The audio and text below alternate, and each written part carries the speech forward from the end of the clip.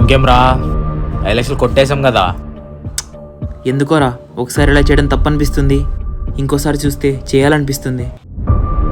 రే మహి, నీకు స్టార్టింగ్లోనే చెప్పినాను కదా, ఈ కాలంలో మనం మోసం చేస్తే బతుకుతామని. అయినా మోసం చేస్తేనే డబ్బు సంపాదించచ్చు అంటే అందరూ మోసం చేసి డబ్బు సంపాదించచ్చు కదరా. నీకు కూడా చెప్తా విను. నార్మల్గా ఒక బిజినెస్ మ్యాన్ సక్సెస్ అవుతున్నాడంటే అది మోసం చేసే కదా. ఒక్క ప్రోడక్ట్ కొన్నప్పుడు దాని మీద రేట్ ఉండేది తక్కువ, దాన్ని డబల్ చేసి అమ్మేదాన్నే బిజినెస్. అది మోసమే కదా. ఇలాంటి ప్రతి ఒక్క చిన్న దాని మీద కూడా మోసమే ఉంటుంది. ఇప్పుడు బిజినెస్ పక్కన పెడితే ఒక పర్సన్ ఒక మంచి జాబ్ చేస్తూ మంచి ఇన్కమ్తో ఇంట్లో వాళ్ళం బాగా చూసుకోవడంలో తప్పేం లేదు కదరా. మనం అలా కూడా బతకచ్చు కదరా. నువ్వు చెప్పింది కరెక్టేరా, జాబ్ చేయడంలో మోసమేం లేదు. బట్ జాబ్స్ మనకు పర్మనెంట్ ఉంటాయని గ్యారెంటీ ఏం లేదు కదా.